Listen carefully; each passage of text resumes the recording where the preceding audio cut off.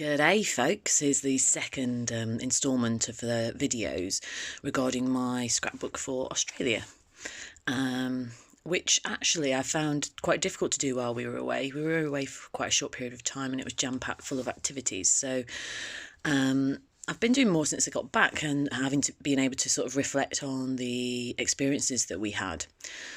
So I've sort of separated the book into a number of different sections based on the signatures within the book.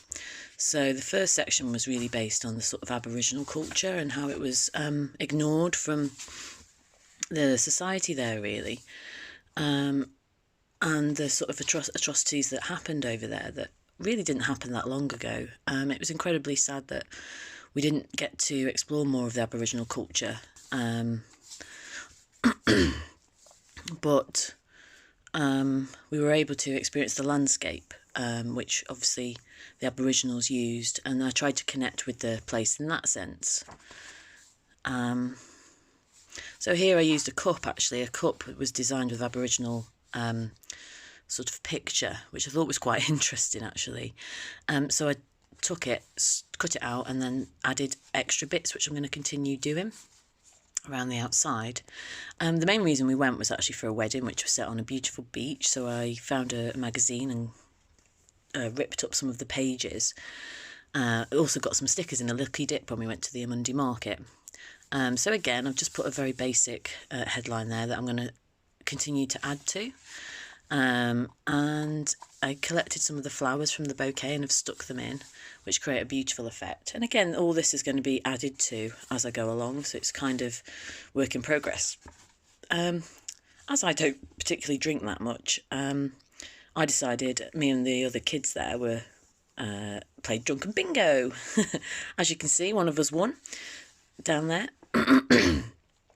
So I've added that into it, and also, you know, any bits and bobs really that I'd sort of collected.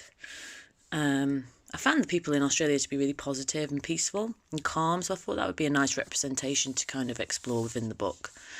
Then the next section is about Fraser Island, a sacred space for the Aboriginals that we went and visited, but the way people go over there nowadays is on 4x4s, which was a really sort of weird way of exploring a sacred space. And kind of once we came away, I sort of thought, should we have even been there? But then I felt that about Australia anyway. Should we have been there? Sort of exploring the Western culture of it when it wasn't our land, and it's such a recent kind of transition. Really, it's only been 100 years or so. So that brought up some interesting kind of ethical questions, really. That was, like I've said here, it was conflicting, blessed, amazed. Also, we had such a sort of interesting time because it was pretty dangerous how we were driving through the water over the crazy landscape. So I've got quite a bit of a section there that I can explore on that. And then the next one, we did go to Australia Zoo, which I'm not really one for zoos and keeping animals in captivity. This one was sort of more conservation based. It was made by Steve Irwin a good few years ago, but still the animals didn't have much space. And the animals were a bit of a spectacle, which was again quite conflicting. So I thought I'd try and explore those themes within the book by cutting up the visitor guide. And on this page I've tried to kind of make an Aboriginal sort of dreamtime exploration of the zoo.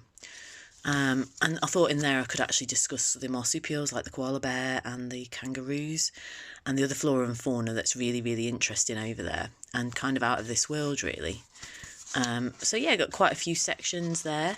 I'm going to keep adding to it as I'm reflecting, and it's half term so I can keep going. And like I say, just using old bits of sort of mementos that we kept that we can then cut up. So yeah, it's going really, really well. Didn't really expect it to be such a sort of conflicting activity. Very different to other places I've travelled to in the world, where I've been able to sort of reflect while I was there, because the culture was different. But of course in Australia the culture is very, very English. So that's meant me having to sort of come home and reflect a little bit more on that experience, really. So I'll do one more video once this is kind of filled up and you'll be able to see the progress. Okay then.